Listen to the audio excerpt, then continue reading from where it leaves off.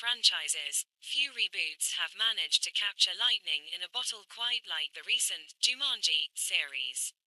Following the unexpected success of Jumanji, Welcome to the Jungle, which brilliantly reimagined the 1995 Robin Williams classic for a new generation, Jumanji, The Next Level, arrives with the challenging task of maintaining the magic while raising the stakes.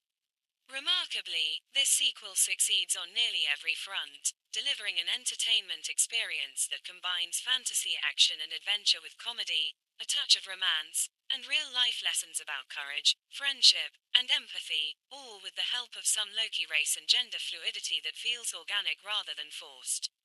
The film manages to be that rare sequel that doesn't simply retread familiar ground but instead finds genuinely creative ways to explore its established premise from fresh angles. While it maintains the winning formula that made its predecessor such a crowd pleaser, The Next Level introduces enough new elements, both in terms of characters and gameplay mechanics, to justify its existence beyond mere commercial calculation.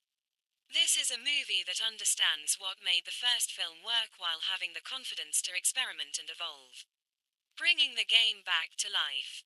At the end of the previous film, audiences watched as the four high school students who got sucked into an old school video game console, finding themselves transformed into archetypal adventure heroes, some more heroic than others, were so relieved and happy to return to their normal lives that they decisively smashed the game cartridge. It seemed like a definitive ending, a permanent closure to their unexpected adventure. The message was clear: they had learned their lessons, grown as people, and were ready to face the real world with the newfound confidence and friendship. But this is Hollywood, and the movie made a lot of money, enough to guarantee that the game would somehow, some way, become operational again. While this could have felt like a cynical cash grab, the screenwriters, Jeff Pinkner, Scott Rosenberg, and director Jake Kasdan deserve credit for finding an emotionally honest reason to bring our heroes back into the game. This time, the now college-age kids are joined by a couple of old-school characters who add an entirely new dimension to the proceedings, both comedically and emotionally.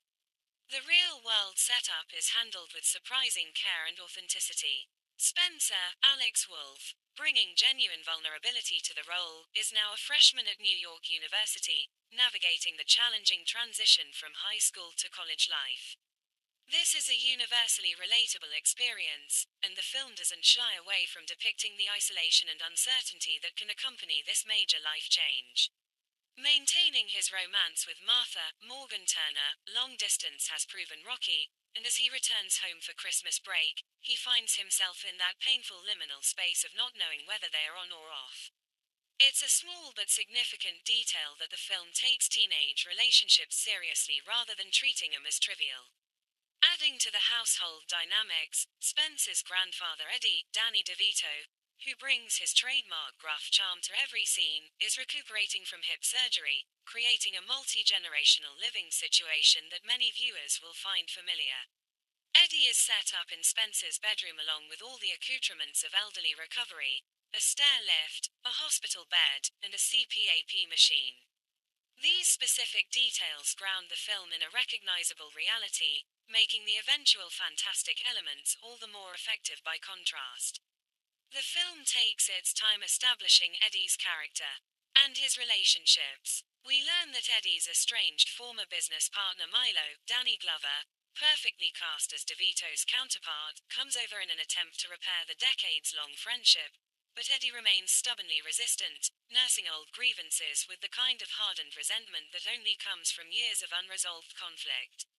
This subplot could easily have felt like unnecessary padding, but it becomes integral to the film's themes about the importance of reconciliation and the tragedy of wasted time.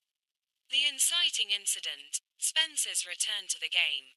The emotional core of the film's first act centers on Spencer's decision to return to the game, and it's here that The Next Level demonstrates its surprising psychological depth.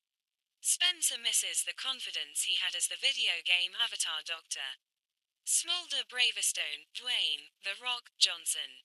In the game, he was strong, brave, charismatic, everything he doesn't feel like in his current life as a struggling college freshman dealing with social anxiety and romantic uncertainty. This is an incredibly astute observation about the appeal of video games and online personas in general. The film understands that games aren't just escapism, they can be a place where people feel more authentically themselves, where their capabilities match their aspirations. For Spencer, the life and death challenges of the video game world somehow seem more familiar and easier to handle than the mundane but emotionally complex challenges of real life. It's easier to face a charging rhinoceros than to have an honest conversation about relationship insecurity. When Spencer doesn't return from the game, his friends must once again venture into the digital wilderness to rescue him. Martha, Bethany, Madison Eisman, and Fridge, Cedarius Blaine, don't hesitate, demonstrating the genuine bonds formed during the previous adventure. Their loyalty and immediate willingness to risk their lives for their friend provides the emotional foundation that elevates this film above standard action comedy fare. The twist. Here's where the game is once again up to mischief, introducing the central conceit that makes this sequel feel fresh rather than repetitive. While Martha finds herself once again inhabiting the avatar of dance fighting expert Ruby Roundhouse, Karen Gillan, the other character assignments have been scrambled in delightfully unexpected ways. It is Eddie who materializes as the muscle-bound Drive, Smolder Bravestone, while Milo becomes the weapons knapsack-carrying Mouse Finbar, Kevin Hart. Meanwhile, Fridge finds himself in what had been Bethany's avatar in the previous film, the pudgy, middle-aged male cartography expert Dr. Shelley Oberon, Jack Black. And in a mystery that adds urgency to their quest, no one initially knows where Bethany is or whether she even made it into the game. This avatar shuffle is far more than a gimmick. It's a brilliant narrative device that allows the film to explore its themes from multiple angles while giving the talented cast new challenges to sink their teeth into.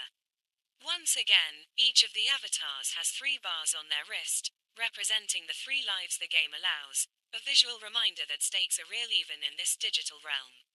A few of those precious lives get used up right away as Martha, Ruby tries to explain to the thoroughly befuddled Eddie and Milo exactly what is happening to them, leading to some of the film's funniest early moments. The confusion of the elderly characters thrust into this bizarre situation is mined for humor without ever feeling mean-spirited or condescending.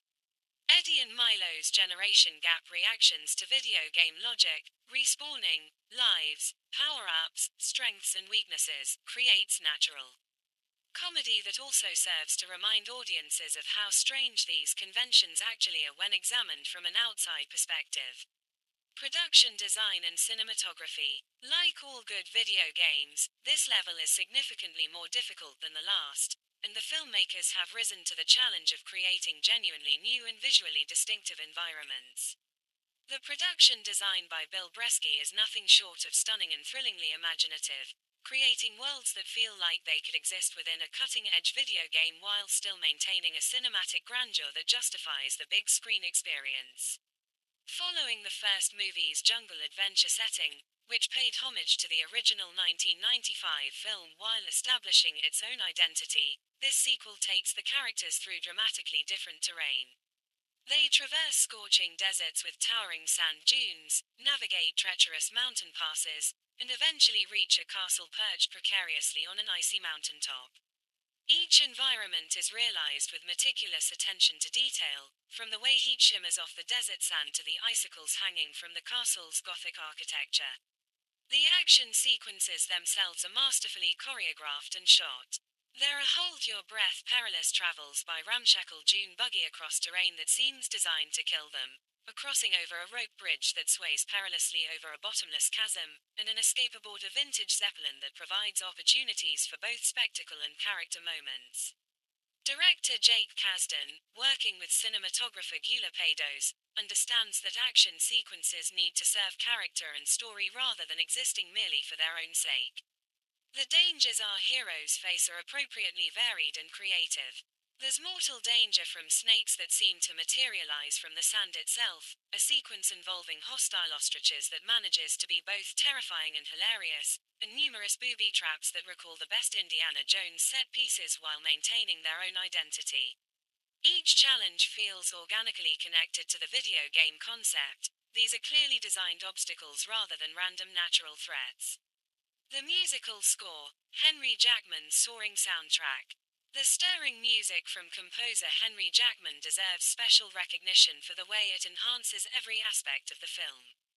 Jackman's score suggests not just the best in video game music, with its driving rhythms and memorable motifs, but also evokes the most fondly remembered classic adventure films of cinema history.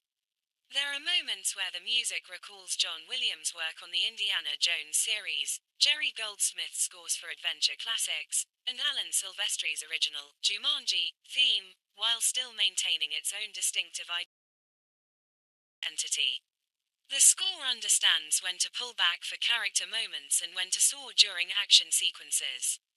It enhances the comedy without telegraphing jokes, underscores emotional moments without becoming manipulative, and drives the action forward with propulsive energy. In an era when many blockbuster scores fade into generic background noise, Jackman's work stands out as a vital component of the film's success. The villain, Jurgen the Brutal. Every good adventure needs a compelling antagonist, and this level introduces a new villain in the form of Jurgen the Brutal, Rory McCann, best known as the Hound from Game of Thrones. Jurgen is conceived as a massive Hun-like conqueror, a warlord who rules through fear and violence. While he's not the most psychologically complex villain in cinema history, McCann brings enough physical presence and genuine menace to make him a credible threat. The goal of this level is appropriately game-like in its clarity. The heroes must capture a magical jewel that Jurgen stole from gentle indigenous farmers whose land and livelihood he destroyed in his quest for power. This MacGuffin structure is classic video game design, and the film doesn't pretend otherwise. The jewel represents more than just an objective to complete the level. It symbolizes justice and the restoration of balance, giving the quest moral weight beyond simple gameplay mechanics. Eventually, Bethany and the character the group rescued in the first film, Alex, Colin Hanks, show up in the game world as well, adding to the growing ensemble. Alex has returned with his previous avatar, the aviator seaplane McDonough, Nick Jonas, who brings both charm and genuine heroism to the role. But Bethany has become a whole new character, and when they finally locate him, has Spencer. I won't spoil the specific reveals of these new avatar assignments, as discovering them is part of the film's genuine pleasures. What I will say is that the most entertaining aspect of The Next Level comes from watching Johnson, Gillan, Hart, Black, and, in a terrific new addition to the cast, Awkwafina, cycle through portraying different character-player combinations. Each actor gets the opportunity to play multiple personalities, and they all rise to the challenge with performances that are distinct, committed, and consistently entertaining. The screenplay does an admirable job of keeping the age, race, and gender switches low-key rather than making them the focus of broad comedy. There's some brief schoolyard-style crude humor. This is, after all, a PG-13 adventure film, but thankfully it's never shrill, mean-spirited, or archly coy.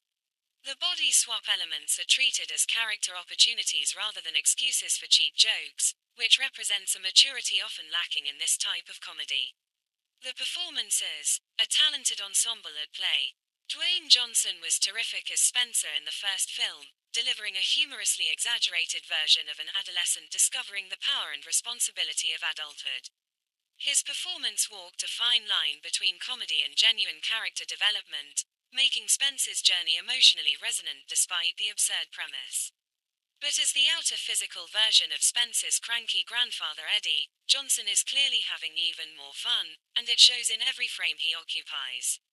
Johnson's Eddie barely notices or concerns himself with the surreal concept of being trapped inside a video game. He doesn't appear to be entirely sure what a video game even is, and is much too busy reveling in hips that for the first time in years have a full, pain-free range of motion. The physical comedy of Johnson swiveling and gyrating, delighted by a body that works without constant aches and limitations, is genuinely funny. But there's also something poignant about it. Johnson's Bravestone as Spencer represented something to aspire to, a future that still seemed filled with infinite potential. Johnson's Bravestone as Eddie, by contrast, is filled with the bucket list delight of someone who has come to see nothing but loss and limitation ahead in his real life, making this unexpected vitality all the more precious. Kevin Hart, often criticized for playing variations of the same high-energy persona, shows impressive range here. He's especially effective at toning down his usual peppery energy to embody the avatar inhabited by the slow-talking, contemplative Milo. Hart's mouse Finbar has the assigned video game strength of being a linguistics expert who can speak and understand any language, but he retains Milo's discursive, meandering conversational style, creating a fascinating hybrid that Hart navigates with skill and genuine affection for the character. Jack Black and Awkwafina both have opportunities to represent more than one of the human characters throughout the film, and both make each inhabited personality distinct and clever. Black, who was the standout performer in the previous film as a teenage girl trapped in a middle-aged man's body, gets to show even more range here.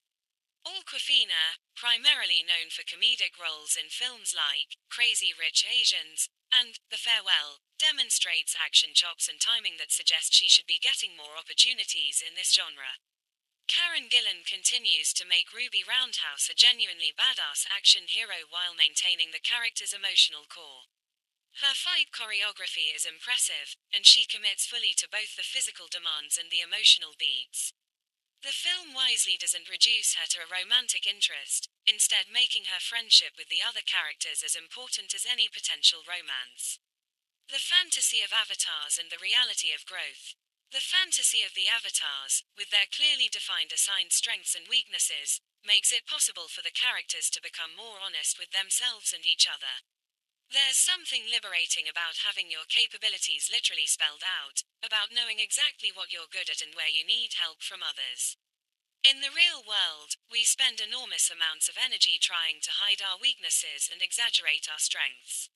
In the game world, vulnerability becomes a simple fact that must be acknowledged and worked around. As with the first film, the humor and excitement are nimbly balanced so the experience never becomes too scary for younger viewers or too silly for adults. This is increasingly rare in family-oriented blockbusters, which often talk down to their audience or skew so heavily toward one demographic that they alienate others. Director Jake Kasdan and his team have found a sweet spot that recalls the Amblin Entertainment films of the 1980s. Movies that trusted audiences of all ages to engage with genuine states and real emotions while still delivering entertainment and spectacle. The focus remains more on friendship than romance, which feels both refreshing and appropriate for the characters and their relationships. While there are romantic elements, Spencer and Martha's relationship remains an important subplot, and there are hints of connection between other characters. The film understands that at this stage of life, friendships are often more formative and important than romantic relationships. The bonds between these characters feel earned and real, built on shared trauma, mutual respect, and genuine affection. This time around, there's a light but effective touch of poignance as well, particularly in the storyline involving Eddie and Milo. The exploration of a friendship broken by time and resentment, and the question of whether it's ever too late to repair important relationships, adds emotional weight that makes the film's message about friendship more meaningful and resonant. When Eddie and Milo confront their shared past and the years they've wasted on stubbornness and pride, it provides a counterpoint to the younger characters' struggles, a warning about what happens when you don't value the relationships that matter. Beyond the performances and production design, The Next Level succeeds on a technical level that deserves recognition. The editing by Steve Edwards and Mark Helfrich maintains a brisk pace without feeling rushed, allowing character moments to breathe while keeping the action moving forward. In a film with this many characters and plot lines, the clarity of the storytelling is no small achievement. The visual effects, supervised by Jerome Chen and produced by multiple companies including Weta Digital and Scanline VFX, blend seamlessly with practical elements. The various creatures and digital environments never feel artificial or out of place, which is crucial for maintaining the audience's immersion in this world. Particular praise should go to the effects work on the film's various animals. The ostriches, snakes, and other creatures all move and behave in ways that feel believable within the film's heightened reality. The sound design and mixing create an immersive audio landscape that enhances both the action and the comedy. Every punch, explosion, and footstep is crisp and impactful without overwhelming the dialogue or becoming fatiguing. The use of sound to create a sense of space, the echo in a canyon, the howl of wind at altitude, the rumble of the Zeppelin's engines, helps sell the reality of these environments. Cultural impact and representation. One of the more progressive elements of the Jumanji reboot series is its thoughtful approach to representation and identity. The body-swapping premise creates natural opportunities to explore questions of race, gender, and age from fresh perspectives. A white teenage girl experiences the world in the body of a middle-aged black man. An elderly white man inhabits the body of a muscular black hero. A young black athlete finds himself in the body of an older white scientist. These transformations are never played for cheap laughs or used to reinforce stereotypes. Instead, the films use these switches to generate empathy and understanding. Characters are forced to quite literally walk in someone else's shoes, to experience physical limitations or capabilities different from their own, to be perceived differently by the world around them. It's a clever way to explore identity politics and intersectionality without becoming didactic or preachy. The lessons emerge organically from the characters' experiences rather than being explicitly stated. The racial and gender fluidity of the avatar system also normalizes the idea that identity is more than just physical appearance, that who we are exists independent of the body we inhabit. This is particularly resonant for younger audiences who are increasingly comfortable with fluid concepts of gender and identity. The film doesn't make a big deal about these elements, they're simply woven into the fabric of the story, which makes them all the more effective. Comedy that lands. The comedy in The Next Level works because it emerges from character and situation rather than being imposed on the story. The fish-out-of-water humor of Eddie and Milo encountering video game logic is genuinely funny because it's rooted in believable reactions. The film also demonstrates admirable restraint in its use of crude humor. While there are certainly jokes about bodily functions and awkward physical situations, this is a movie where characters inhabit bodies not their own. After all, they're relatively brief and never mean-spirited. The movie earns its PG-13 rating honestly without pushing the boundaries in ways that would make it inappropriate for family viewing. Pacing and structure, a well-crafted adventure. At approximately 2 hours, The Next Level moves at a clip that keeps audiences engaged without inducing exhaustion. The structure follows classic 3-act adventure film conventions while incorporating video game-level design principles. The first act establishes the real-world situations and gets the characters into the game. The second act presents a series of escalating challenges that test the characters and force them to work together. The third act builds to a climactic confrontation that requires all the skills and lessons learned along the way. Within this framework, the film makes room for quieter character moments that provide emotional context for the action. A conversation between Martha and Spencer about their relationship anxiety. A reconciliation scene between Eddie and Milo that addresses decades of hurt feelings.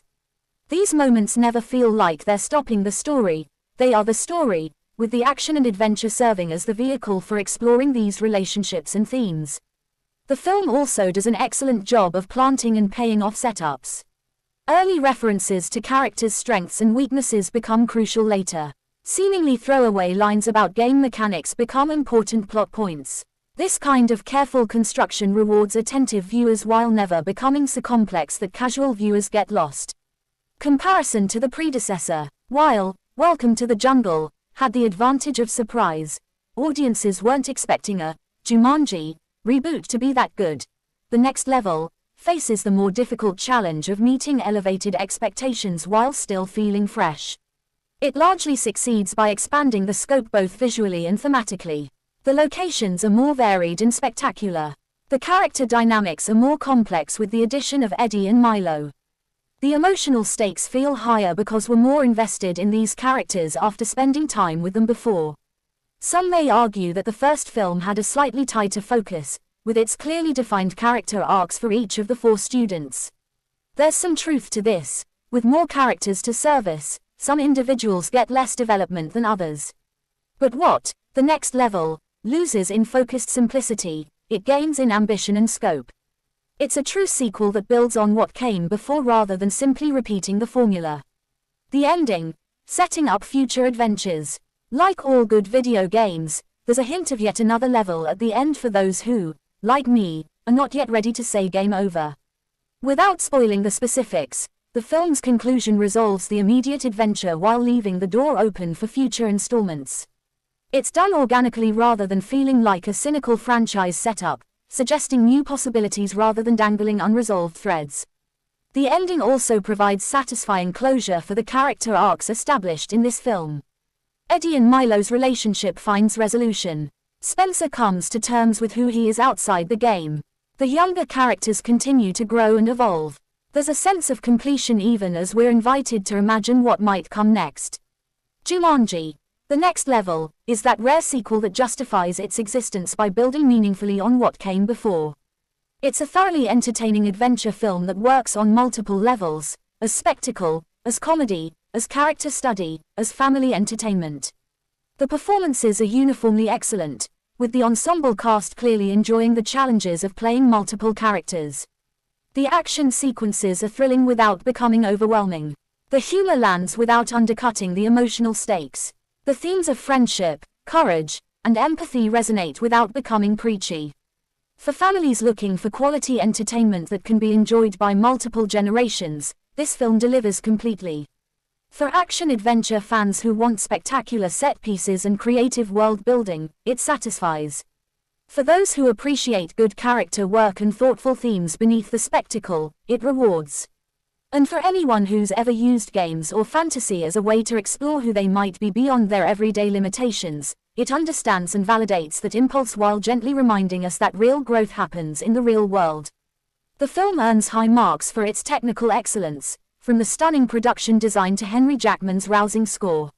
It deserves praise for its inclusive casting and thoughtful approach to representation. And it merits respect for taking a concept that could easily have been a quick cash grab and instead crafting a genuine story with real emotional weight. In the current landscape of blockbuster filmmaking, where franchises often feel like obligations and sequels like diminishing returns, Jumanji: The Next Level stands out as a film made with care, creativity, and genuine affection for its characters and audience. It's a reminder that big-budget entertainment can still have a heart, that action and emotion aren't mutually exclusive, and that sometimes the best adventures are the ones we share with friends, whether in a video game world or the real one. Whether you're a fan of the previous film or new to this iteration of the Jumanji franchise, The Next Level offers an experience that's exciting, funny, moving, and thoroughly satisfying.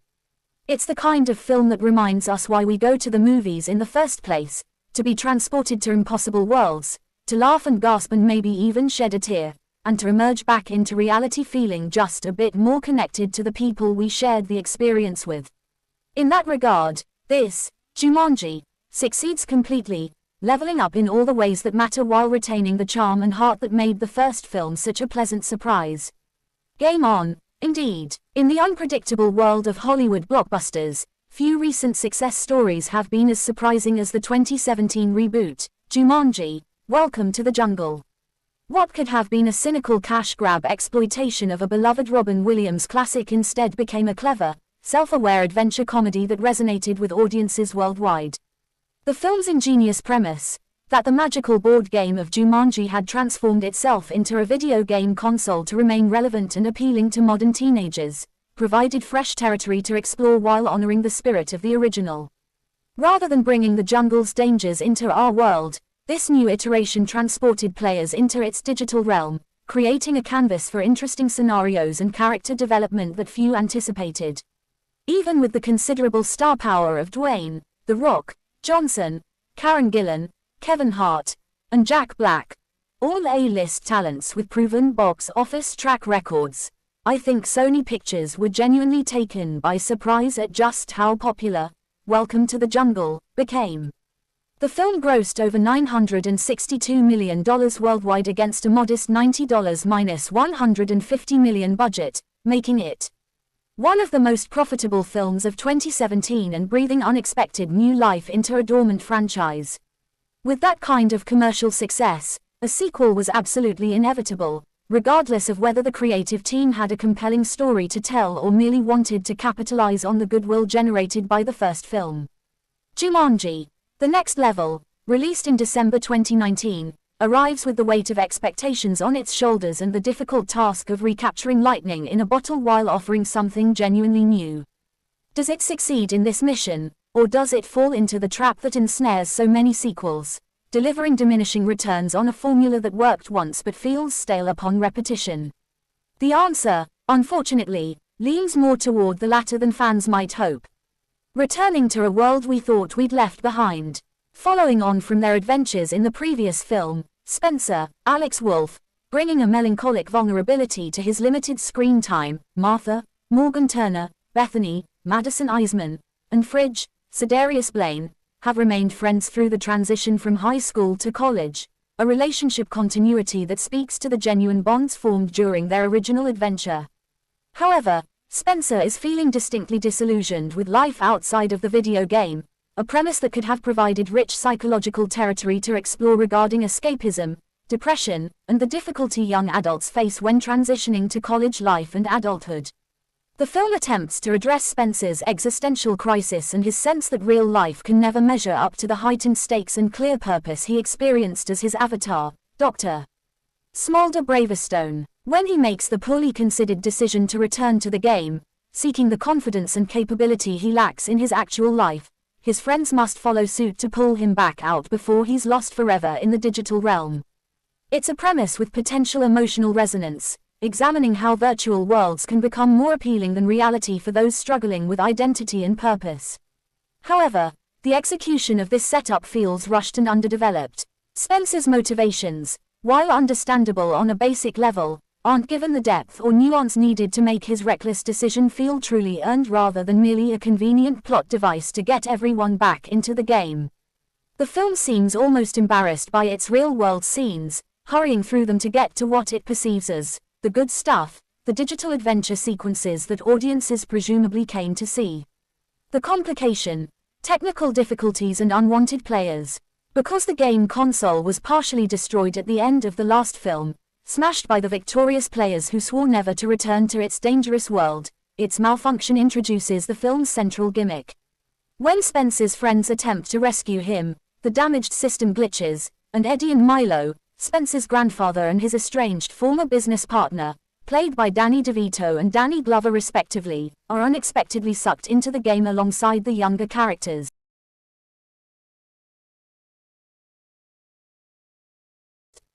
This setup immediately introduces what the filmmakers clearly believe is comedic gold: multiple jokes about old people being confused by technology, failing to understand video game concepts, and generally being baffled by the digital world they've been thrust into. DeVito and Glover, both tremendously talented veteran actors with impeccable comedic timing, do their absolute best with the material they're given. DeVito brings his characteristic gruff charm and physical comedy chops, while Glover provides a gentle, bemused counterpoint as the more easygoing Milo attempting to reconcile with his stubborn former friend. The intergenerational comedy could have worked beautifully if the script had found genuinely clever ways to explore the culture clash between analog and digital natives. Unfortunately, the film too often settles for the most obvious and least imaginative jokes about elderly confusion, recycling humor that feels like it could have been written 20 years ago when these generational technology gaps were fresher comedic territory. The film seems to assume that simply having Danny DeVito express confusion about respawning or hit points is inherently hilarious, without putting in the work to craft actual jokes around these concepts. The humor problem, when comedy falls flat. Although it didn't always hit the mark, the first film, Welcome to the Jungle, could at least be consistently described as humorous, with genuine laugh-out-loud moments that arose from the clever premise of teenagers inhabiting wildly inappropriate avatar bodies. Jack Black's performance as a teenage girl trapped in a middle-aged male professor's body generated consistent comedy gold through his committed performance and the script's willingness to explore the humor in that situation without becoming crass or offensive. The fish-out-of-water elements felt fresh, and the video game mechanics provided a new framework for adventure comedy. However, it's a considerable stretch to say the same about Jumanji, The Next Level, which represents a significant step backward in terms of comedic quality and consistency.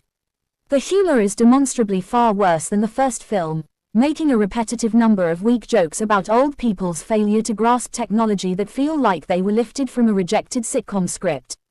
There are also numerous jokes about genitals, bathroom functions, and physical awkwardness that consistently fall flat, landing with a thud rather than generating the intended laughter. Perhaps, though, this tonal and comedic failure is symptomatic of flat and uninspired writing more generally rather than being limited to the humor specifically. The screenplay, credited to Jeff Pinkner, Scott Rosenberg, and director Jake Kasdan, the same team that wrote the surprisingly sharp first film, feels like a rushed job, a contractual obligation rather than a passionate creative endeavor. Where Welcome to the Jungle felt like it had something to prove and brought genuine wit and creativity to its premise, The Next Level coasts on assumption that simply putting these characters back in the game world will be enough. The jokes about old age and technological incompetence might have worked in small doses as seasoning, but the film returns to this well so frequently that it becomes tiresome. We get it. Eddie and Milo are old and don't understand video games. That observation isn't funny the 15th time it's made any more than it was the first. The film needed to find comedy in character interactions, in the specific personalities clashing within the avatar bodies, rather than relying on broad generational stereotypes. Narrative staleness, rehashing rather than reinventing. While Welcome to the Jungle may have been a legitimately fresh take on a beloved classic, reimagining the Jumanji concept for the video game era and finding new life in what could have been a tired retread, The Next Level feels disappointingly stale and safe in comparison. Rather than taking creative risks or exploring genuinely new territory, the sequel plays it frustratingly safe, sticking close to a formula that worked once but doesn't bear immediate repetition. The film largely follows the same narrative structure and beats as its predecessor. A world is in danger from a generic villain, a mystical MacGuffin must be recovered to save innocent people, and our heroes must journey through increasingly dangerous terrain while learning to work together and overcome their personal limitations. The importance of recovering a mystic jewel, in this case, stolen from peaceful desert dwellers by the conquering warlord Jurgen the Brutal, is essentially a direct rehash of the previous film's quest to return the jewel and lift Van Pelt's curse. While the specific environments have changed, trading jungle for desert and frozen mountains, the essential structure remains identical. There's no real innovation in the quest design or the challenges faced. The film introduces new settings without meaningfully exploring what makes those settings unique or how they might require different strategies or character growth. A truly ambitious sequel might have subverted the formula established by the first film, but The Next Level seems content to simply relocate it.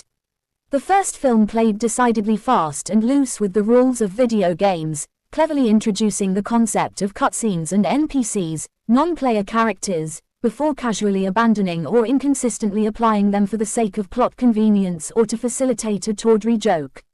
In Welcome to the Jungle, I was personally willing to overlook these inconsistencies because the film was otherwise fresh and entertaining enough that its rule-breaking felt like playful irreverence rather than lazy writing.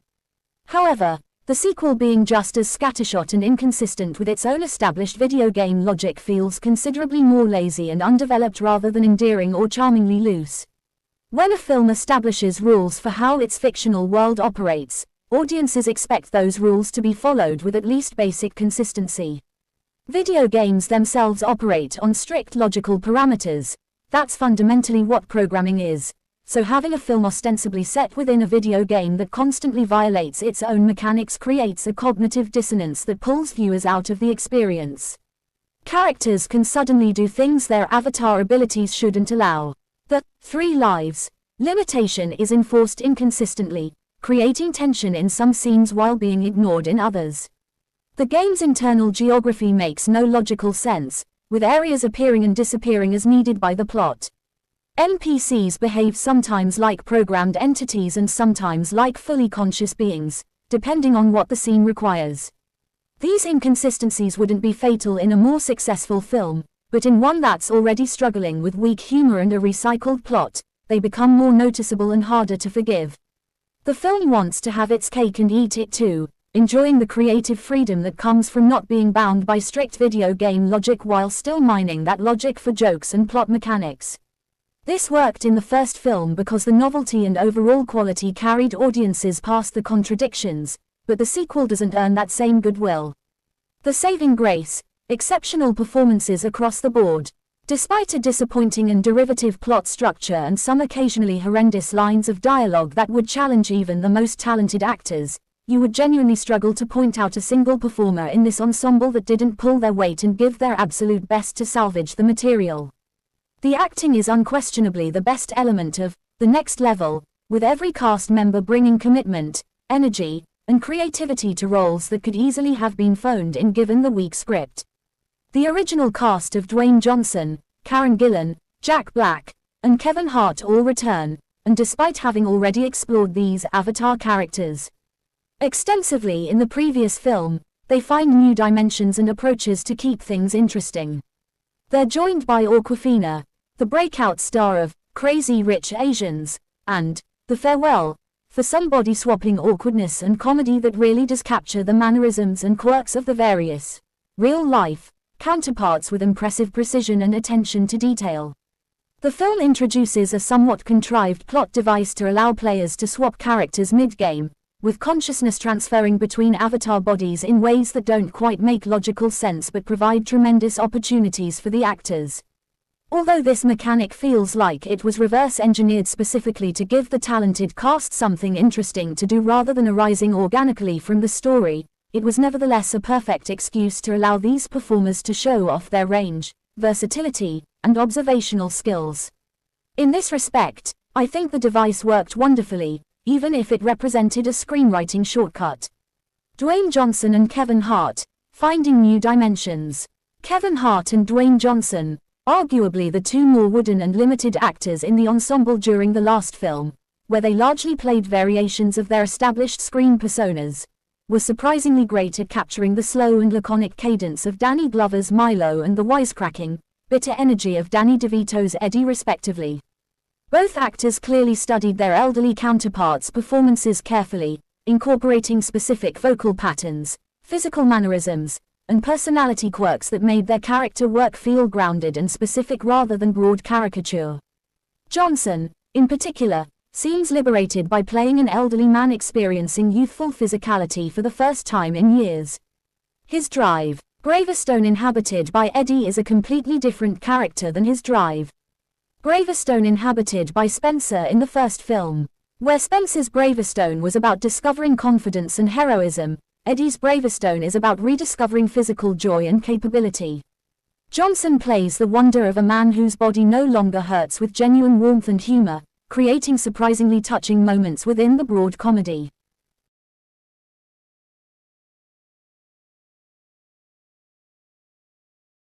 Hart, often criticized for playing essentially the same high-energy character in every film, shows genuine range and restraint as Milo. He dials back his typical manic energy to capture Glover's gentle, meandering speaking style and easygoing demeanor. It's a performance that suggests Hart is capable of much more than is typically asked to deliver, and it's a shame the film doesn't give this characterization more meaningful material to work with beyond surface-level jokes about old age. Jack Black and Karen Gillan, continued excellence. Both Karen Gillan and especially Jack Black were great at mimicking the young actors in the previous installment, bringing distinctive teenage personalities to their physically mature avatar bodies, and both continue to shine here even when asked to embody different consciousness. Gillan brings impressive physical commitment to Ruby Roundhouse, whether she's inhabited by Martha or in certain sequences by other characters. Her fight choreography remains convincing, and she finds different energies and approaches depending on who's controlling the avatar at any given moment. Jack Black, who was arguably the MVP of Welcome to the Jungle, with his pitch-perfect performance as Bethany trapped in Professor Sheldon Oberon's body, continues to demonstrate why he's one of the most versatile comic actors working today. He's asked to play multiple different consciousnesses inhabiting Oberon throughout this film, and he makes each one immediately distinguishable through voice work, physicality, and behavioral choices. Black's commitment never wavers, and he finds genuine emotion and pathos in moments that could have been played purely for laughs. When Black's Oberon is inhabited by Fridge, he captures Sidarius Blaine's physicality and speech patterns. When inhabited by other characters in specific sequences, he modulates his performance accordingly. It's a masterclass in character acting that deserves to be studied, even if it's in service of a script that doesn't fully deserve the effort being expended. Awkwafina, the impressive newcomer. As the newcomer to the franchise, Awkwafina would have been given a pass by most viewers if she wasn't quite at the same level of comfort, skill, and precision in the role as her more experienced co-stars who had already inhabited these characters once before. The learning curve would have been understandable and forgivable. However, she was immediately and completely convincing as both Spencer and Eddie when her avatar Ming Fleetfoot is inhabited by either consciousness, demonstrating the observational skills and technical acting ability that have made her such a sought-after performer. Awkwafina's Ming inhabited by Spencer captures Alex Wolff's hesitant, anxious energy and self-doubt. Her Ming inhabited by Eddie channels DeVito's cantankerous, no-nonsense attitude. The transitions between these states are being clear and distinct, never leaving the audience confused about who's currently controlling the avatar. It's technically demanding work that requires intense focus and consistency, and Awkwafina makes it look effortless. Her casting also brings welcome diversity to the avatar lineup and provides opportunities for humor and action that feel fresh within the franchise's established framework. Ming's specific skill set as a thief with parkour abilities gives Awkwafina different physical comedy opportunities than the other avatars provide, and she takes full advantage of them. The problem of motivation, Spencer's inexplicable decision. The first film finished with a definite air of finality to it, a sense of closure and completion that felt emotionally satisfying. The four protagonists had learned their lessons, grown as people, and forged genuine friendships that would endure beyond their shared adventure.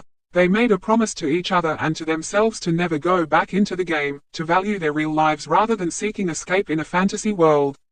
They physically destroyed the game console to ensure they wouldn't be tempted, a definitive statement of intent that suggested genuine character growth and maturity. Spencer's decision to repair and re-enter the game in The Next Level was, at best, a narrative stretch that undermines the character development established in the previous film. At worst, it's a betrayal of everything Spencer learned and a regression that makes little psychological sense given where we left him. The film attempts to justify this choice through Spencer's college struggles and relationship anxieties, but the groundwork isn't sufficiently laid to make this drastic action feel believable rather than contrived. I think the reality is that this was simply the quickest and most convenient way to get back into the world of Jumanji, which the writers and studio executives knew was the primary reason audiences were purchasing tickets. The real-world character development and psychological nuance that would have made Spencer's choice feel earned would have required significant screen time and careful writing, time and effort that could instead be spent on action sequences, special effects spectacles, and the marketable star performances that sell tickets. This represents a fundamental miscalculation about what made the first film successful. Yes, audiences enjoyed the adventure and the humor, but they also connected with the character growth and the emotional journey.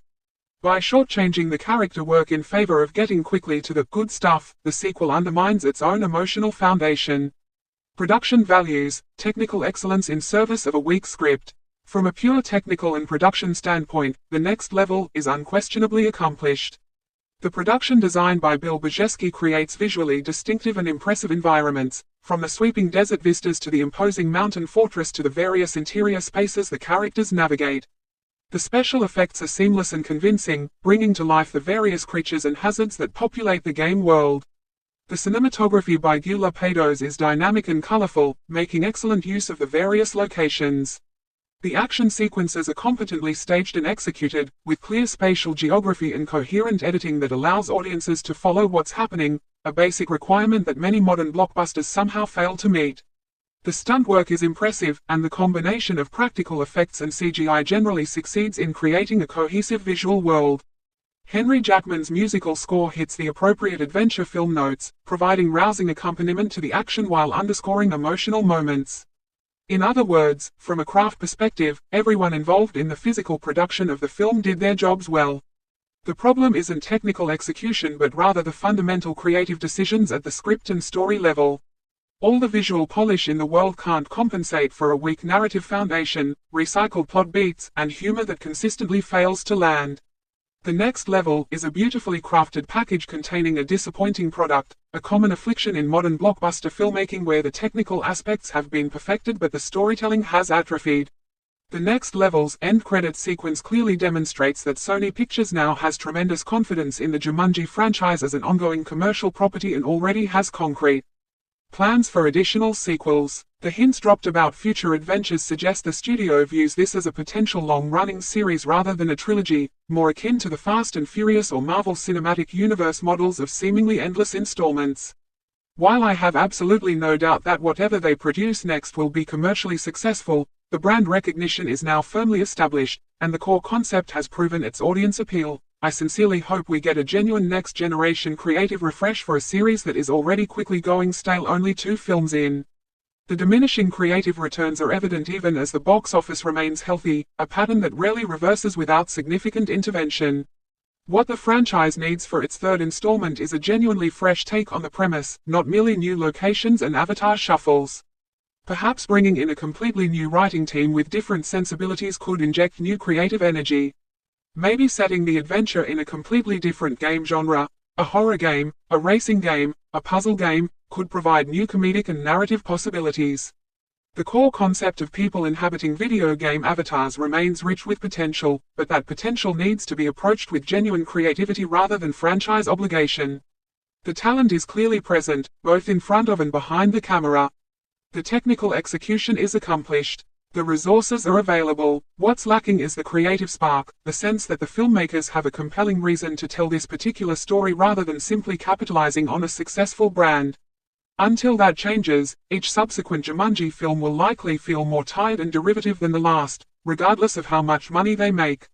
In the context of late 2010s blockbuster filmmaking, The Next Level represents both the best and worst tendencies of the era. On the positive side, it's technically proficient, accessibly entertaining, and built around likable performers giving committed performances. It's the kind of film that provides undemanding escapism for audiences seeking a break from real-world concerns, and there's genuine value in that function. On the negative side, it exemplifies the risk-averse, formulaic approach that has come to dominate studio tentpole filmmaking. Rather than taking creative chances or trusting audiences to embrace something genuinely new, it delivers a slightly repackaged version of what worked before, hoping brand recognition and star power will compensate for creative stagnation. It's content to be good enough rather than striving for excellence, settling for commercial success rather than artistic achievement. Compared to other 2019 blockbusters, The Next Level falls somewhere in the middle tier. It's not as creatively bankrupt as some franchise installments that year, but it's nowhere near the best examples of blockbuster filmmaking that managed to combine commercial appeal with genuine artistic merit. It exists, it entertains to a degree, and it makes money, which in the current Hollywood ecosystem is often considered sufficient. The Next Level seems primarily targeted at families seeking safe, undemanding entertainment that can be enjoyed across generational lines. Parents who appreciated the first film and want to share a similar experience with their children will find enough here to justify the price of admission, even if they're likely to find it less satisfying than its predecessor. Young viewers who enjoyed Welcome to the Jungle will probably respond positively to seeing these characters and this world again, even if the diminishing returns are more obvious to adult viewers with more developed critical faculties. The film is decidedly not aimed at viewers seeking genuine innovation, sharp wit, or meaningful character development. Those hoping for a sequel that builds meaningfully on the foundation of the first film and takes the premise in interesting new directions will be disappointed by the safe, predictable approach. The film knows its core audience and serves them adequately without exceeding expectations or challenging them in any meaningful way. Die-hard fans of the cast members will find things to enjoy in their performances, which remain the film's strongest asset. Viewers who simply want to see Dwayne Johnson, Jack Black, Kevin Hart, and Karen Gillan doing their thing will get that, even if the material they're working with is subpar. The novelty of seeing these performers embody different characters provides some entertainment value even when the script fails them.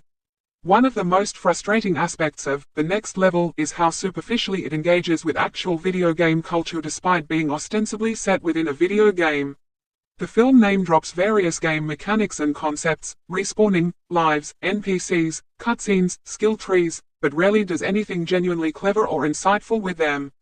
It's video game aesthetics without video game substance, borrowing the visual language and basic concepts without demonstrating any deep understanding of or engagement with gaming culture.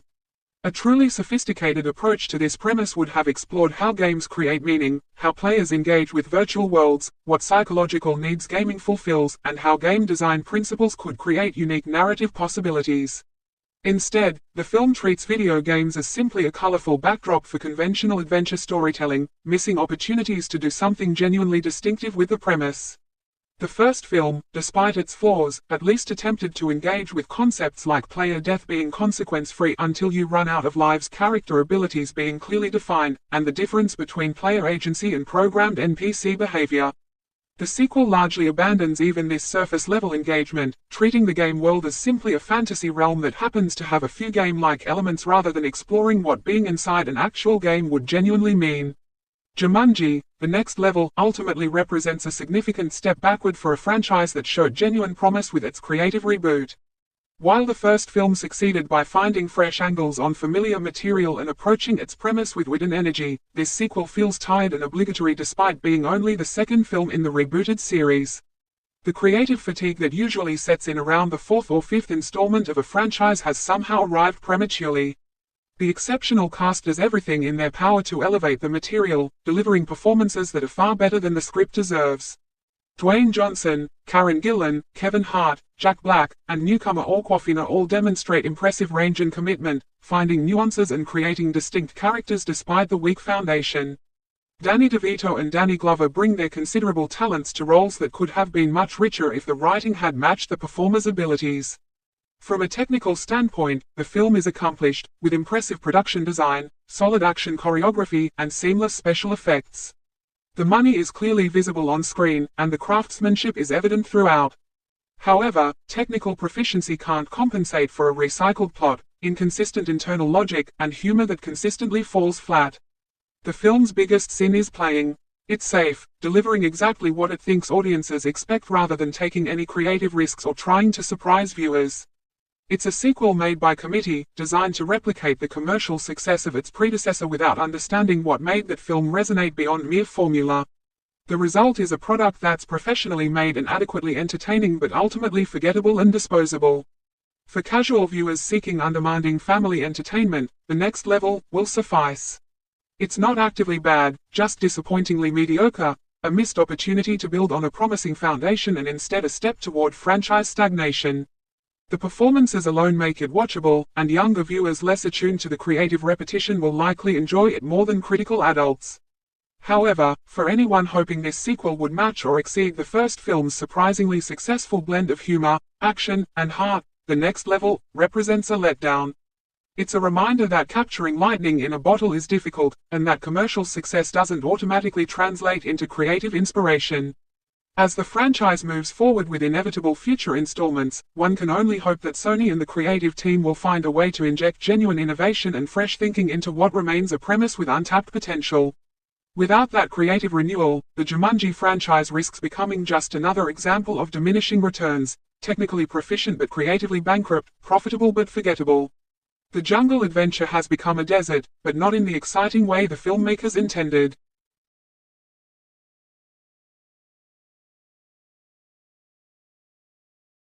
Getting sucked into a magical video game and nearly dying has a profound way of changing you, fundamentally altering your perspective on life, friendship, and what really matters.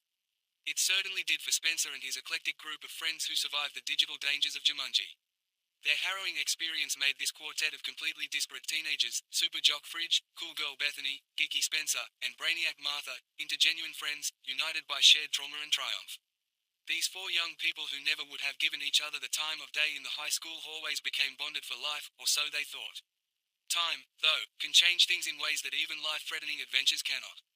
In the 2 years since their death-defying experience chronicled in Jumanji, Welcome to the Jungle, they've all inevitably gone their separate ways, pursuing different colleges, different interests, and different futures. And despite their best intentions and heartfelt promises made in the heat of their shared adventure, they really haven't stayed in close contact as they had genuinely thought they would when they emerged victorious from the game world.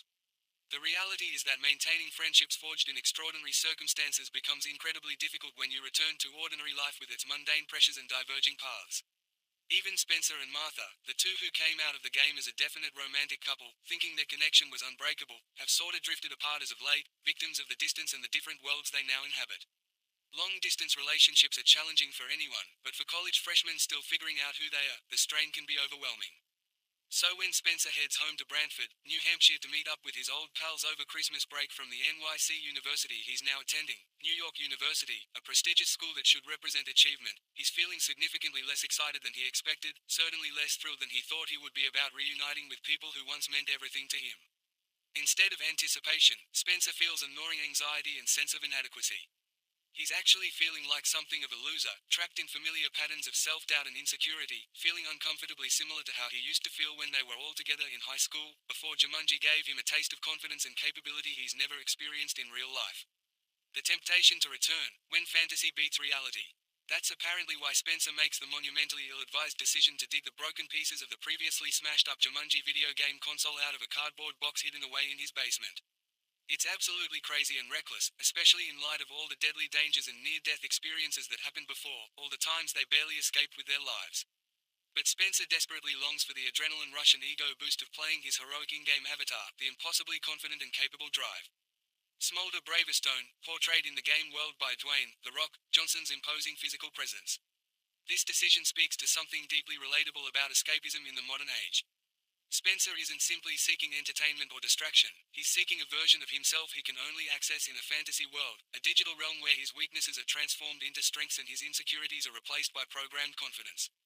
It's a commentary on how virtual worlds can become more appealing than reality for people struggling with identity and self-worth, particularly young people navigating the treacherous transition from adolescence to adulthood.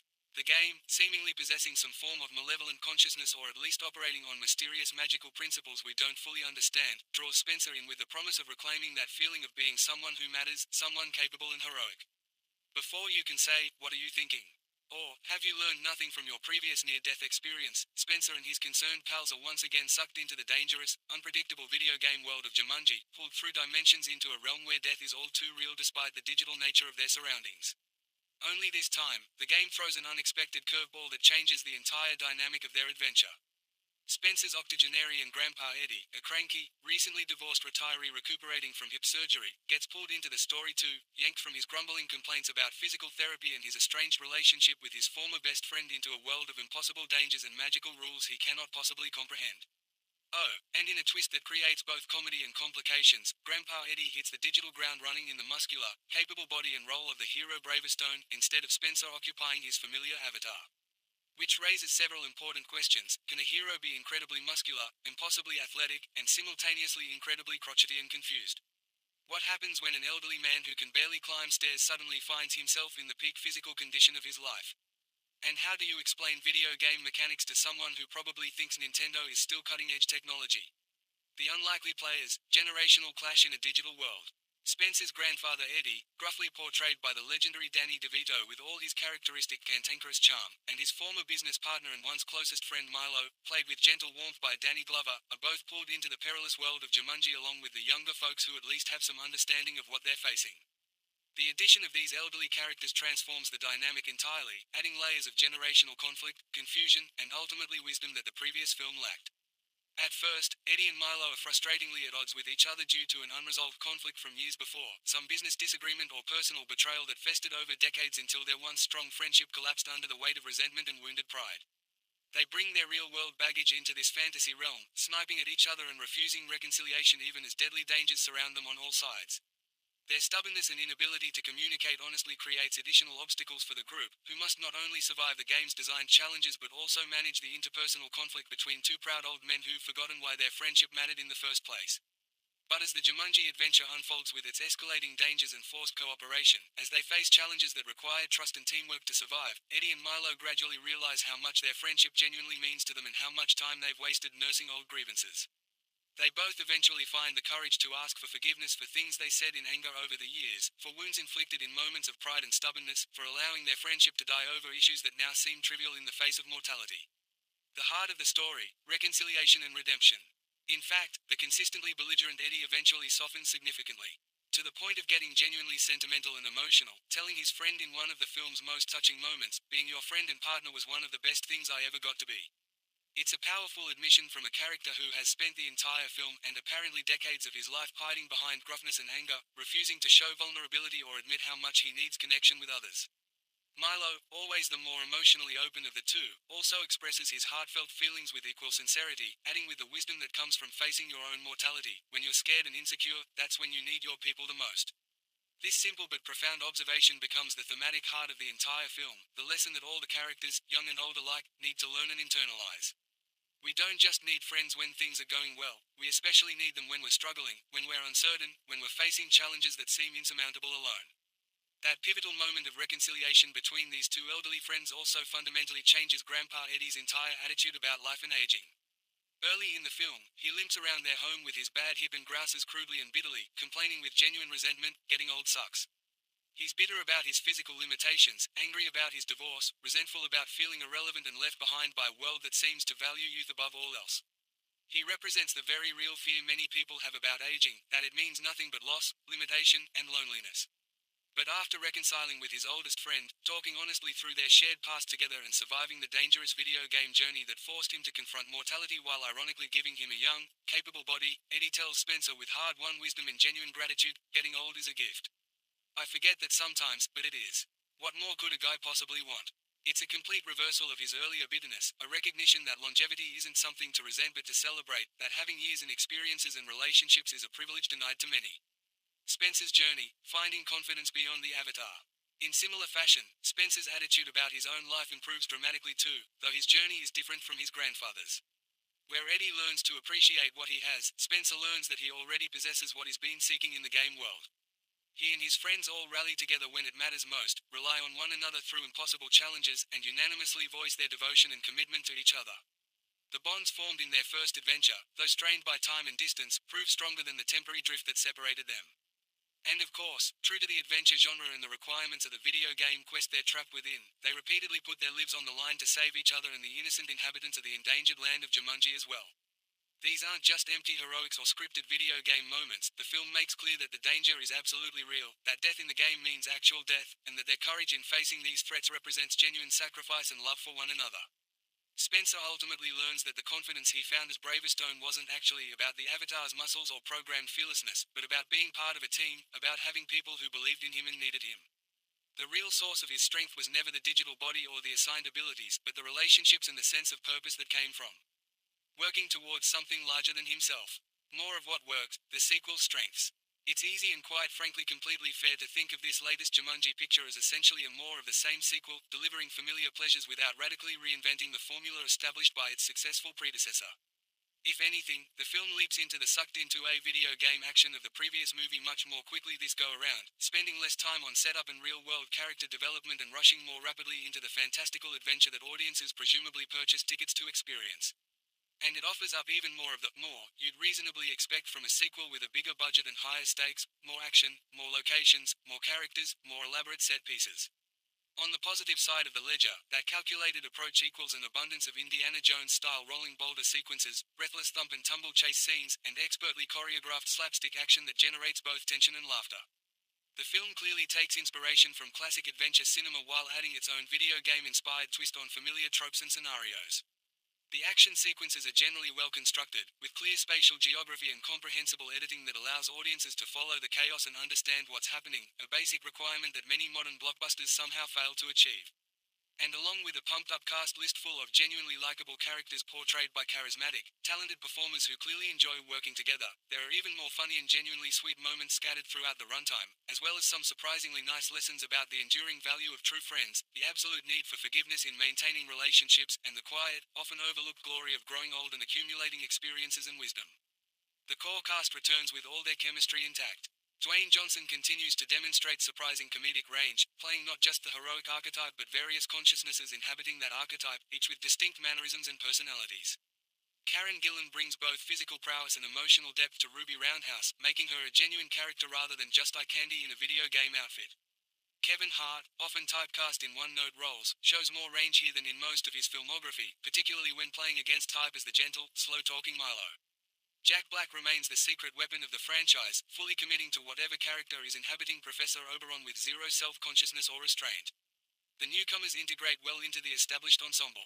Awkwafina brings her distinctive energy and impressive range to the burglar avatar Ming Fleetfoot, convincingly portraying multiple different consciousnesses with distinct vocal patterns and physical mannerisms.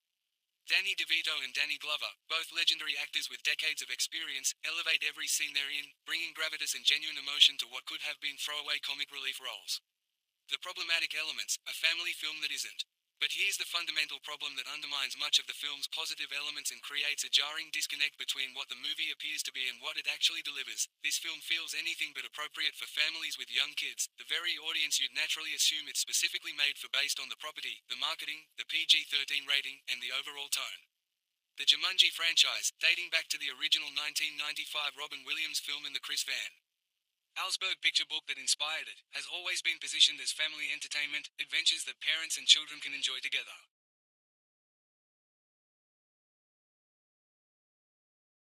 The language here is shockingly foul and profane in ways that feel almost jarring and out of place in what's ostensibly a family adventure film. It feels almost shocking when certain words and phrases emerge from characters' mouths, creating moments where parents in the theater undoubtedly shifted uncomfortably, wondering if they made a mistake bringing their kids to this particular screening. While the film technically stays within PG-13 boundaries, avoiding the most extreme profanity that would earn an R rating, it pushes those boundaries aggressively and consistently in ways that feel unnecessary and contrary to the family-friendly brand. The question becomes, who exactly is this film for? It's too juvenile and reliant on video game clichés for adults seeking sophisticated entertainment, but too profane and intense for the children who would most naturally be drawn to a magical adventure film. It occupies an uncomfortable middle ground, trying to appeal to everyone and ultimately fully satisfying no one. And the deadly-looking action, while expertly choreographed and visually impressive, will certainly leave younger family members ducking for cover, hiding their eyes, or experiencing genuine fear rather than the thrilling but safe feeling that good family adventure films achieve. There's a difference between exciting danger and genuinely frightening violence, and this film too often crosses that line. Characters are threatened with gruesome deaths, face horrifying creatures, and endure intense peril that goes beyond fun adventure into territory that may genuinely traumatize younger viewers. The film seems to want to have it both ways, to be a fun family adventure and also an edgy, more mature action comedy, but these goals are fundamentally incompatible. The tonal inconsistency creates whiplash, with sweet moments about friendship and family immediately followed by harsh language or intense violence that undercuts the warmth. It's as if different people with different visions worked on the script without communicating, some pushing for genuine family-friendly content and others insisting on harder-edged material for older audiences. The video game mechanics, inconsistent rules and logic. Another persistent issue is the film's continued inconsistency with its own established video game logic and mechanics. The original film introduced concepts like limited lives, represented by visible tattoos on characters' wrists, specific character strengths and weaknesses, NPCs, non-player characters, with scripted dialogue, and cutscenes that play out identically each time. These rules created structure and stakes, making the game world feel governed by comprehensible logic even if that logic differed from reality. However, both films treat these established rules as suggestions rather than actual constraints, breaking them whenever convenient for plot or comedy. Characters can suddenly do things their assigned abilities shouldn't allow.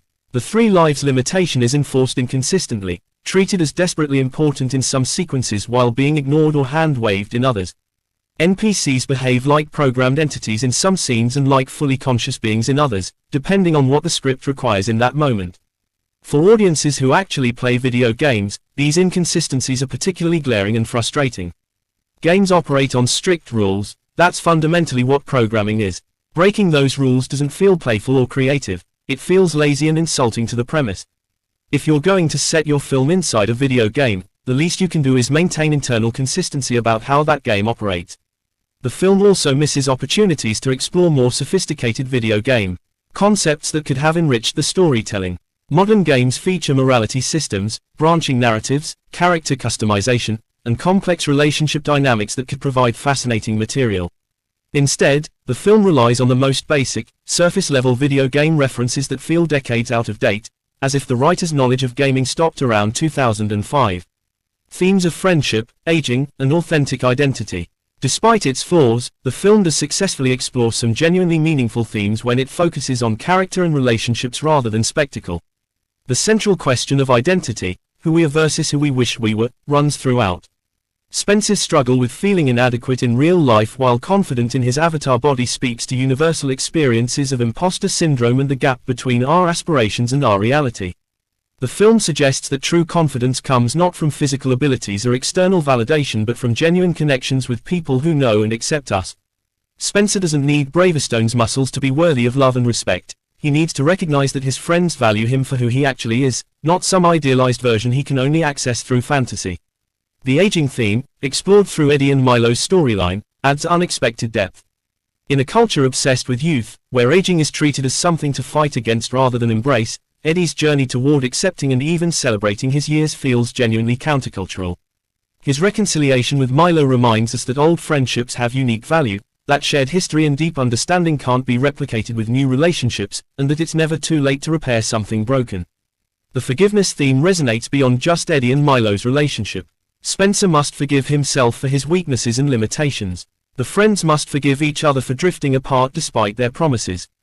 The film argues that maintaining relationships requires ongoing effort and grace, that distance and time will inevitably create strain, and that what matters is choosing to reconnect rather than letting pride or hurt keep you separated.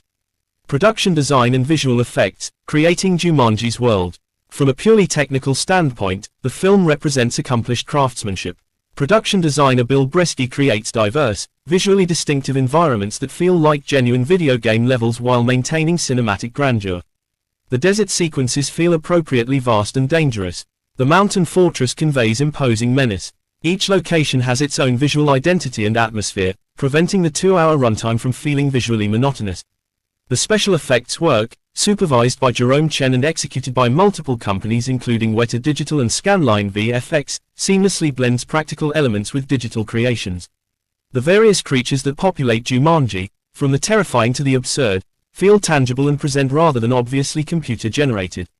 The effects serve the story rather than overwhelming it, which represents admirable restraint in an era when blockbusters often devolve into incomprehensible CGI spectacle. Cinematographer Gillan Pados captures the action with clarity while finding moments of genuine beauty in the fantastical landscapes. The film looks expensive and polished, with strong color grading that gives each environment its own palette and mood.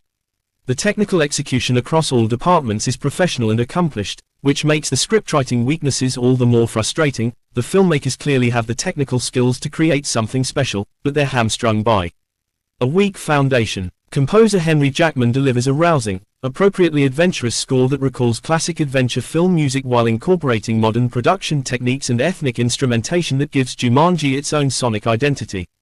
The main theme is memorable and heroic, providing emotional uplift during triumphant moments and driving energy during action sequences. Jackman understands when to pull back for intimate character moments and when to soar during spectacular set pieces. The music enhances comedy without telegraphing jokes, underscores emotion without becoming manipulative, and propels action without becoming overwhelming. In an era when many blockbuster scores fade into forgettable background noise, Jackman's work gives the film a musical identity that audiences can recognize and remember. The score also incorporates the iconic Jumanji drumbeat motif from Alan Silvestri's original 1995 theme, providing sonic continuity with the franchise's history while establishing its own themes. This balance between honoring what came before and creating something new mirrors what the film itself attempts, though the score is more successful at this balancing act than the script. What ultimately makes the film watchable despite its significant flaws is the uniformly committed performances from a talented ensemble who refuse to phone it in or treat the material cynically. Every actor brings genuine energy and creativity to their roles, finding character moments and emotional truth even in sequences that are poorly written or logically inconsistent. Dwayne Johnson, playing Braverstone inhabited by first Spencer and then Eddie, creates two completely distinct characterizations. His Spencer Braverstone from the first film was about discovering confidence. His Eddie Braverstone here is about rediscovering physical joy and capability after years of limitation. Johnson's physical comedy is underrated. His work here as an old man delighting in a young body is genuinely funny and touching. Kevin Hart shows impressive range playing Finbar inhabited by the gentle, philosophical Milo. Hart built his career on high-energy comedy, so watching him dial back to embody a slow-talking, thoughtful elderly man demonstrates abilities he's rarely asked to showcase. His chemistry with Johnson remains strong, but here they're playing against their established dynamic in interesting ways. Jack Black continues to be the franchise's MVP, fully committing to whatever consciousness is inhabiting Professor Oberon with zero vanity or self-consciousness. Whether playing the vain Bethany, the athlete Fridge, or other characters in specific sequences, Black makes each one immediately identifiable through voice, posture, and mannerisms. It's technically demanding character work that makes the body-swapping premise actually function. Karen Gillan brings both physical capability and emotional vulnerability to Ruby Roundhouse. Her action sequences are convincingly choreographed and executed, but she also finds the character's heart in quieter moments. The film wisely avoids reducing her to just a love interest, giving her agency and importance beyond romance. Awkwafina, the newest addition to the Avatar team, immediately fits into the established ensemble chemistry. Her Ming Fleetfoot inhabited by various consciousnesses showcases her range and her ability to disappear into character. She brings fresh energy that prevents the sequel from feeling like pure repetition. Jumanji, The Next Level, ultimately lands somewhere in the middle tier of modern blockbuster sequels, entertaining enough to justify its existence but disappointing compared to its predecessor and falling short of its potential. The film works best when focusing on character relationships and the talented ensemble bringing them to life. The themes of friendship, forgiveness, and embracing aging have genuine resonance and provide emotional grounding for the fantastical adventure. However, the film is significantly undermined by its tonal inconsistency, particularly the jarring disconnect between its family-friendly adventure framework and its surprisingly harsh language and intense violence. Parents bringing young children based on the property's family-friendly reputation will likely regret that decision, while older audiences may find the video game premise and broad comedy too juvenile for their taste. The recycled plot structure and inconsistent internal logic regarding video game mechanics create additional problems that prevent the film from achieving greatness. Where the first film felt fresh and inventive despite being a reboot, this sequel feels safe and formulaic, content to repeat what worked before rather than taking creative risks or exploring new territory. For fans of the cast, the performances alone make the film worth watching. For families with older children and teenagers who can handle the language and intensity, there's enough heart and humor to create an enjoyable shared experience. For those seeking sophisticated storytelling or genuine innovation in the adventure genre, this film will disappoint. The movie succeeds as disposable entertainment. It passes 2 hours pleasantly enough, delivers some laughs and thrills, and sends audiences home satisfied if not particularly moved or challenged. That's enough for commercial success but falls short of creating something memorable or meaningful that will endure beyond its theatrical run. As the franchise inevitably continues with future installments, one hopes the creative team will find ways to genuinely evolve the premise rather than simply relocating familiar formulas to new digital environments. The core concept of people inhabiting video game avatars remains rich with unexplored potential, but that potential requires writers willing to take risks and dig deeper than surface-level video game references and body-swap comedy.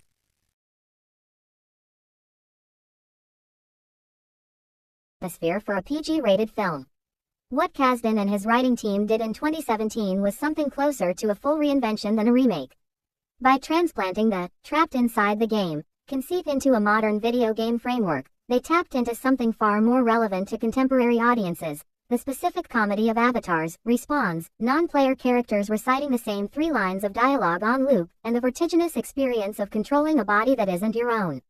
That premise, teenagers waking up in the bodies of Dwayne Johnson, Kevin Hart, Jack Black, and Karen Gillan, was the real engine of Welcome to the Jungle's success. It let 4 enormous stars essentially do character work and impression comedy simultaneously, embodying teenage anxieties, insecurities, and social hierarchies inside comically mismatched adult bodies.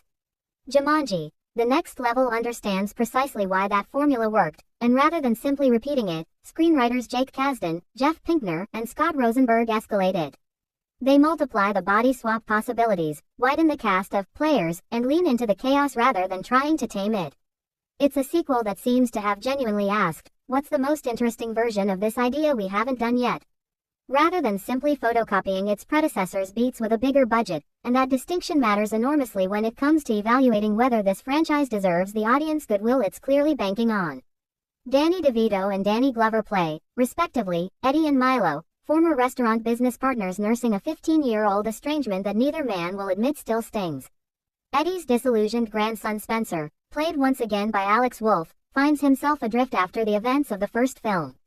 The adrenaline and confidence he experienced as the video game hero Dr. Smolder Bravostone, Dwayne Johnson's in-game avatar, hasn't translated smoothly back into his ordinary teenage life, and in a moment of restless desperation, he secretly rebuilds the broken Jumanji console and dives back into the game, chasing the version of himself he liked better. When Spencer's somewhat distant circle of friends, Martha, Fridge, and Bethany, realize he's missing, they're forced to follow him back into the game to bring him home. But the mechanics of Jumanji have never been particularly forgiving, and in the scramble to reassemble the console, Eddie and Milo get unwittingly swept along for the ride too. Suddenly two elderly men who can barely operate a smartphone find themselves hurtling into an entirely new region of the game world. A sun-blasted, Mad Max-tinged desert kingdom under threat from Jurgen the Brutal, played with scenery-chewing relish by Game of Thrones alum Rory McCann. Jurgen has stolen Jumanji's life-giving jewel, and without it, the game's various kingdoms are doomed to drought and encroaching darkness. "We're in a video game," the youngsters try to explain, with the exaggerated patience of teenagers explaining Wi-Fi to a grandparent to remarkably little avail. Eddie and Milo spend much of the film's opening act simply refusing to accept the premise of their situation, which becomes one of the film's most reliable comic engines. Two men whose worldview was formed by decades of running a restaurant together are suddenly asked to accept talking mongooses and shape-shifting realities, and they are, understandably, having none of it. The body swap chaos. DeVito, Glover, and The Rock trade places. More confusing still, and far funnier, is the randomness with which the game assigns its in-game avatar identities to each new player. In Welcome to the Jungle, the body swap logic was relatively clean: 4 teens, 4 adult avatars, 1-to-1 mapping. The Next Level throws that tidiness out entirely. This time the swap choices are shuffled and multiplied, meaning our adult movie stars get to experiment with a far wider, weirder range of comically mimicked characters than before. The standout is Dwayne Johnson doing a loopy, gleeful impression of Danny DeVito's Eddie, discovering the specific thrill of huge biceps combined with the vocal cadences and mannerisms of a septuagenarian restaurateur. I'm back. Watching Johnson, an actor whose entire brand is built on effortless physical dominance, reframe his body language around DeVito's cranky, shuffling energy is one of the film's best running jokes, and it demonstrates a genuine willingness on Johnson's part to be silly rather than simply heroic. Meanwhile, Kevin Hart channels Danny Glover's laconic, unhurried verbal delivery as Franklin, Mouse, Finbar, at one point drawling with wounded slowness, "Did I just kill Eddie by talking too slow, like he always said I would?" It's a joke that only works because Hart, an actor whose comic persona is built almost entirely on rapid-fire delivery and barely contained panic, has to physically restrain himself for the entire performance, and the tension between his natural comic rhythm and Glover's borrowed cadence generates a steady stream of laughs. This isn't just surface-level impression work, either. The film uses the body swap mechanic to explore something a little more emotionally interesting: the way Eddie and Milo's decades-old resentments toward each other get refracted and diffused once they're literally forced to see the world through someone else's body, someone else's physical limitations, someone else's fears.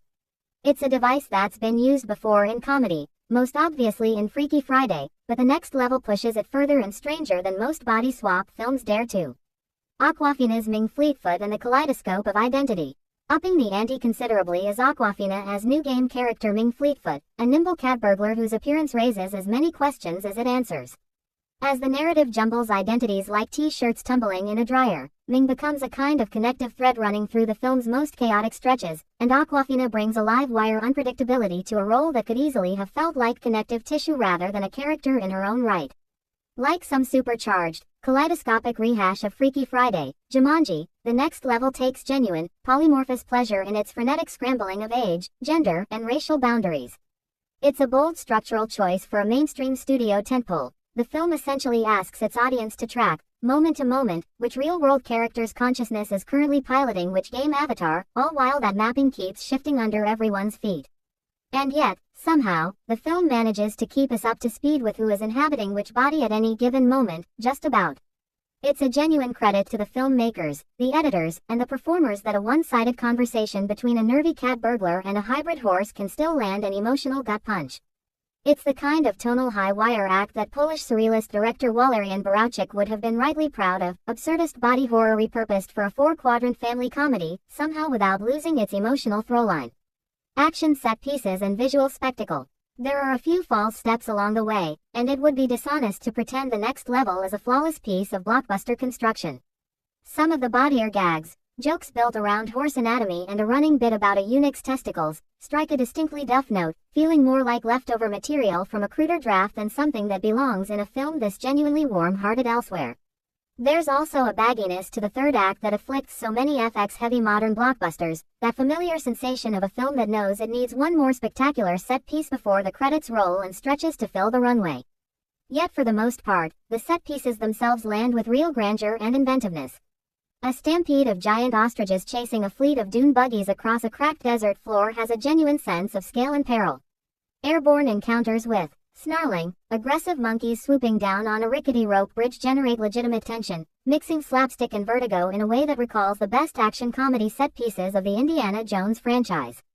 The visual effects team clearly understood that spectacle works best when it's grounded in character stakes. We're not just watching CG monkeys attack a bridge, we're watching Eddie and Milo, two elderly men wholly unequipped for physical danger, forced to scramble across it, and that character-first approach to action elevates sequences that might otherwise have felt like generic FX filler.